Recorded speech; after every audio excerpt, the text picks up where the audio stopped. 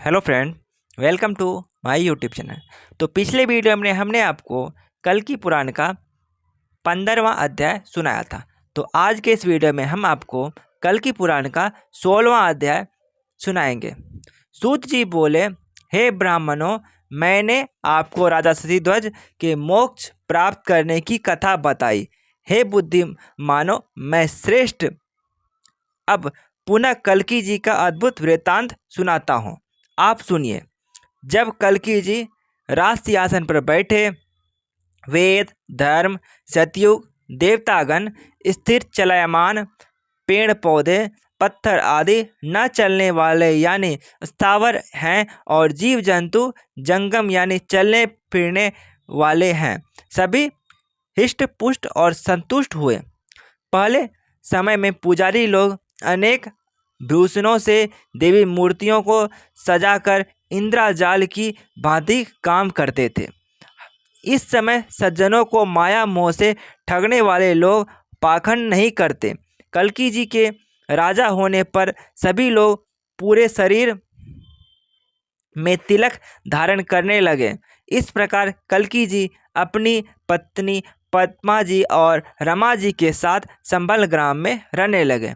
एक बार कल्की जी के पिता विष्णु यश ने अपने पुत्र से संसार की भलाई करने वाले देवताओं के लिए यज्ञ करने को कहा। पिताजी के वचन सुनकर बहुत प्रसन्न होकर नम्रता से झुककर कल्की जी बोले, मैं धर्म, काम और अर्थ की प्राप्ति के लिए कर्म कांड के अंतर्गत राजसूय और वाजपेयी, अश्वमेघ और अनेक दूसरे यज्ञों का अनुष्ठान विधि पूर्वक धार्मिक काम करके यज्ञों के स्वामी श्री हरि की पूजा करूंगा।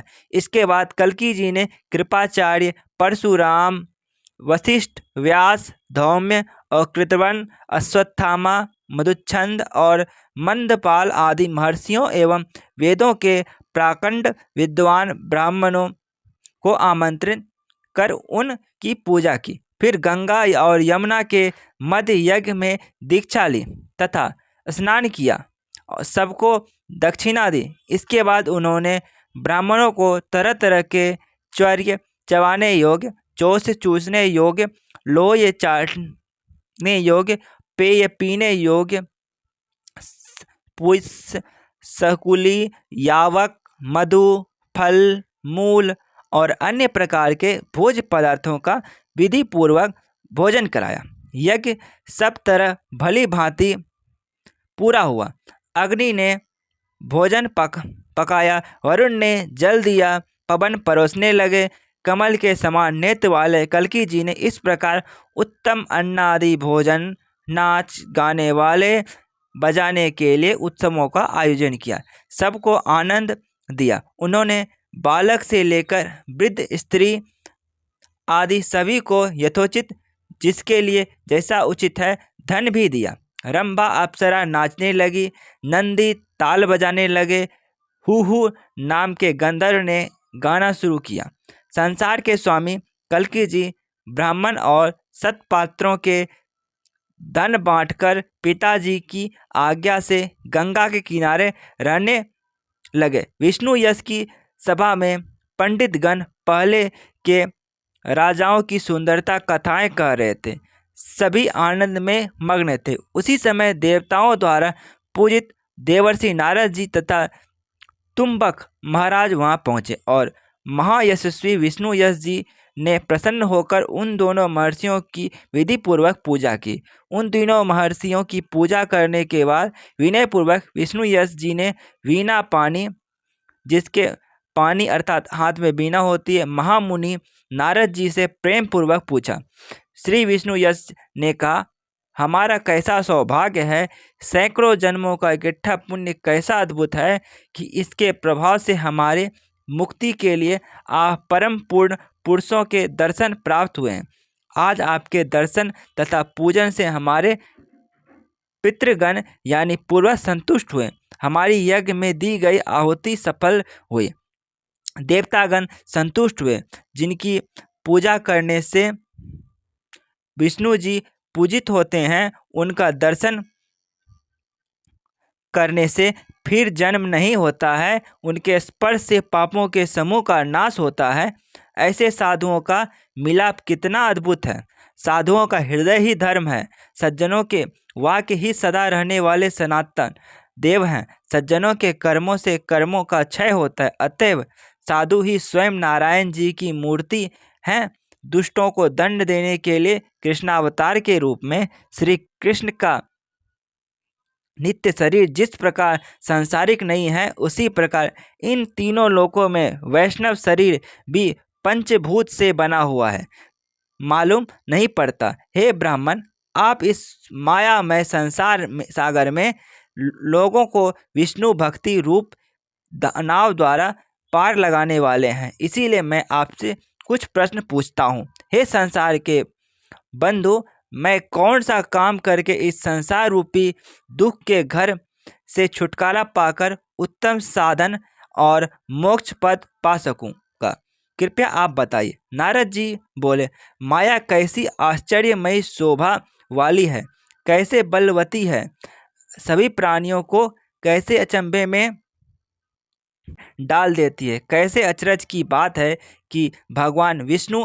अपने पिता और माता को इस माया ममता से नहीं छुटा पाते। सदा रहने वाले जगतपति भगवान साक्षात नारायण श्री कल्की जी जिनके पुत्र हैं, वे विष्णु यश मुझसे मोक्ष प्राप्त करने की इच्छा प्रकट करते हैं। ब्रह्मा जी के पुत्र नारद जी ने यह सोच विचार कर निर्जन में ब्रह्म ज्ञान देने को ब्रह्म यश के पुत्र विष्णु यश से यह ज्ञान कहा। नारद जी बोले, देह के भस्म होने पर जीवात्मा ने बार बार देह धारण करने की इच्छा प्रकट की। उस समय माया ने कुछ कहा था, सो मैं बताता हूँ, सुनिए। उस ज्ञान की बात के सुनने से मोक्ष प्राप्त होता है। भगवती माया ने अपनी इच्छा के अनुसार विंध्याचल पर्वत पर स्त्री रूप धारण किया और तब बोली, मैं माया हूँ। जब मैंने तुमको जीव को छोड़ दिया है, तुम किस प्रकार क्यों जीवन साधारण करने की इच्छा करती हो। जीव बोला, हे माये, मैं जीवित नहीं रहूँगा, जीवन की इच्छा नहीं करता। शरीर ही तो जीवात्मा का सहारा है, मैं ही हूँ ऐसा अनुभव करना अभिमान है। इस अभिमान के भेद ज्ञान के बिना कैसे देह धारण की जा सकती है। माया बोली, देह धारण करने पर जो भेद ज्ञान होता है वह तुम्हें हो रहा है।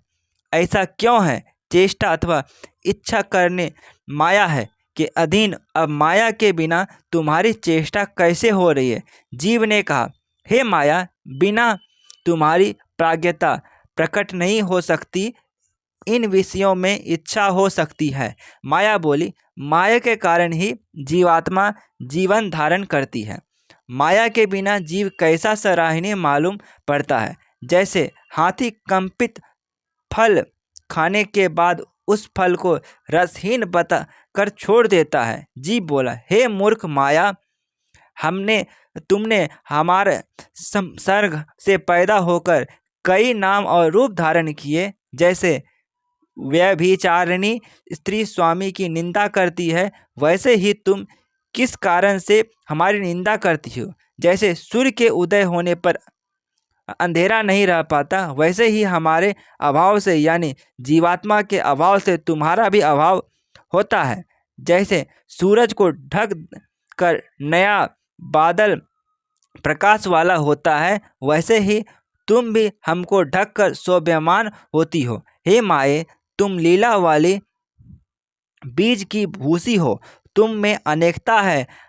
इस अनेकता के कारण तुम जादू के खेल की तरह शोभा पा रही हो, जबकि तुम संसार के आदि में, अंत में, मध्य में कहीं भी हो नहीं।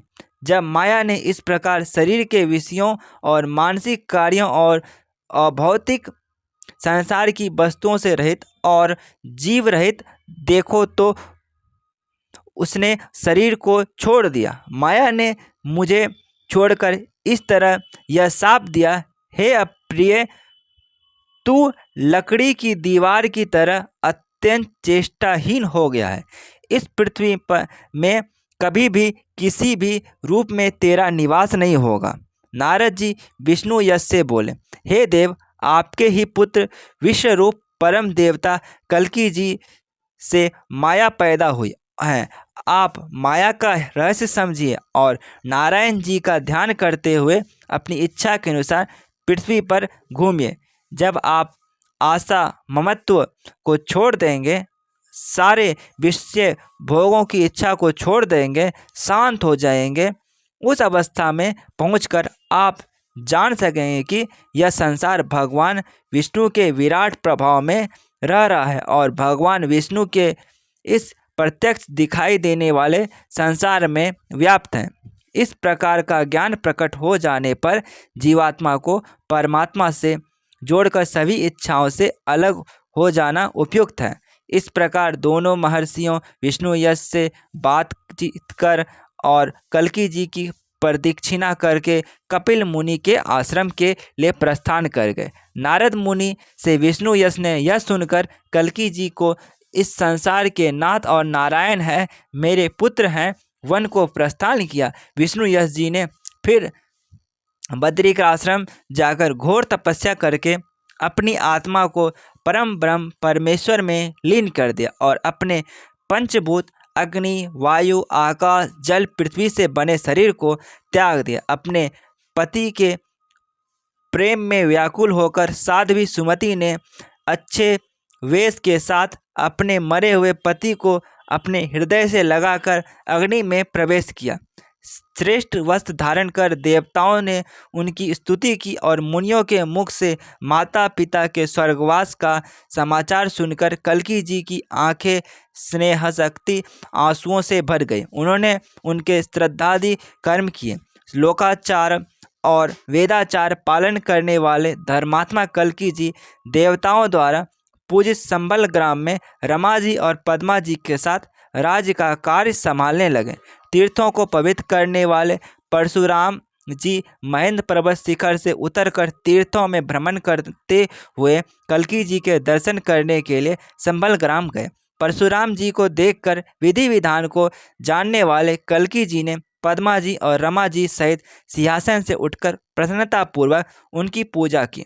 श्री कल्कि जी ने परशुराम जी को उत्तम गुण वाले अनेक रसीले भोज्य पदार्थों से भोजन कराकर अमूल्य वस्त्र वाले विचित्र पलंग पर सुलाया। जब गुरु परशुराम जी भोजन कर आराम कर रहे थे, कल्कि जी उनके अपने गुरु चरण दबाते हुए उन्हें संतुष्ट कर नम्रतापूर्वक मीठे वचन बोले, हे गुरुदेव, आपके आशीर्वाद से हमारे तीनों वर्ग धर्म, अर्थ और काम सिद्ध हो गए हैं, अर्थात हमें तीनों की प्राप्ति हो गई।